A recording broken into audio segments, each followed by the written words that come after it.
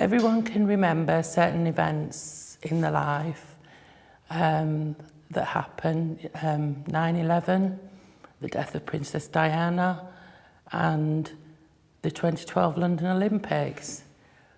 There's one such day for me that I will never forget, and that's the 28th of December 1998, because that day is the day my son died. Even though Ashley is with us, he's not the same boy that he was before his accident. He got into a car with two friends and they decided that they were going to go out on a joyride and visit Plymouth. It wasn't for a night out, they just wanted to see how far and how fast they could go in the car. They weren't really bothered because it wasn't their car. And a decision was made, we think more or less at the last minute, whereas they decided to come off the A38 and head towards Trago Mills.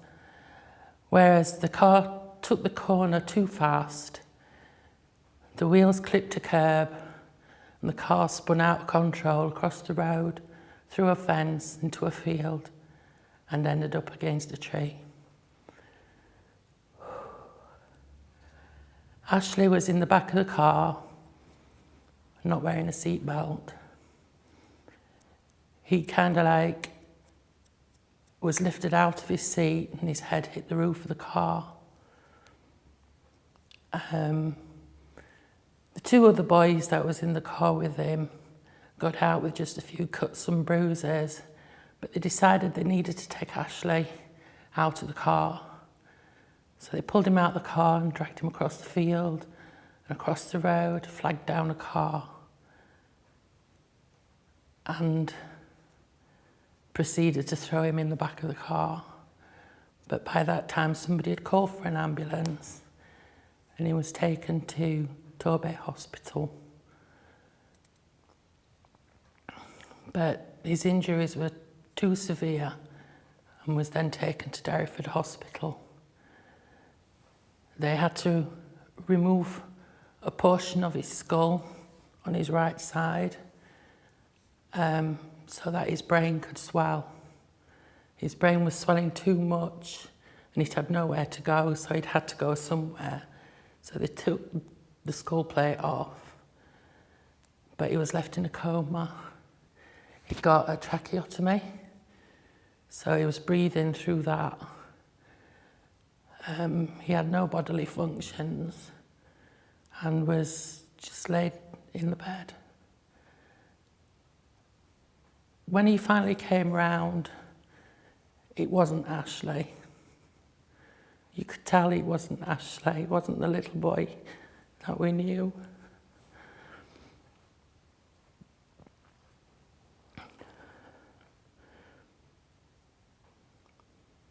It's hard to see your child laying there in the bed, not being able to know who you are. You know, and we were being sad because it wasn't Ashley, and he was probably sad because he didn't know us. But things kind of got a little bit better. He came round, but there was no conversation. He couldn't talk. So we didn't know what he was thinking. He was just laid in a bed. For 5 years, he just lay in the bed or in a wheelchair, not being able to communicate with us apart from blinking, where we finally got to know that 1 blink was for yes, 2 was for no, but it was always a question conversation. You had to ask him a question to get a response. You feel kind of sad because Ashley's not going to walk ever again. He's never ever going to talk. He can't eat because he can't swallow. He has 24 hours care. Even the privacy of going to the bathroom isn't there anymore. He's permanently has to be looked after.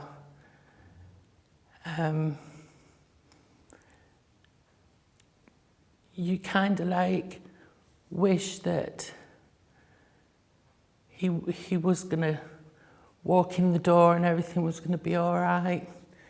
Put his arms around you, I love you, Mum. I love you, Nan. Crack a witty joke, because that was the type of kind of boy he was. And he was a very devoted friend. But the two friends that was in the accident with him went up to the hospital to see him. One went in, broke down, run out. The other boy just wouldn't go in. And to this day, they've never been back to see him. Even the friends, his so-called friends at school that he was close to, haven't been to see him. And it's kind of sad that when he's had that close relationship with friends, and he would have done anything for his friends. If it had been one of his friends in the accident, he'd have been there at the side of them. But no one's bothered. You kind of wish as well that in a way it might have been a blessing that Ashley would have died, because you feel a lot of sadness, because he's never going to make me a grandma. He's never going to really get married and have a family of his own. There's going to be no more family holidays and, you know, all that kind of thing.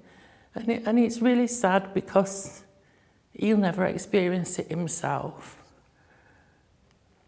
But you can see, whereas when I said that's the day that my son died, it was the truth.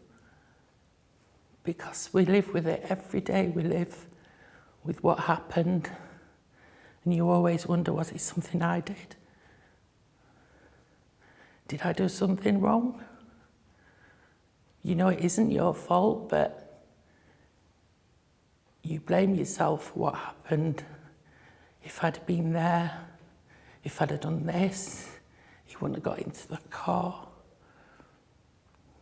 But try to put yourselves in Ashley's shoes, that you're getting into that car, you don't put on your seatbelt,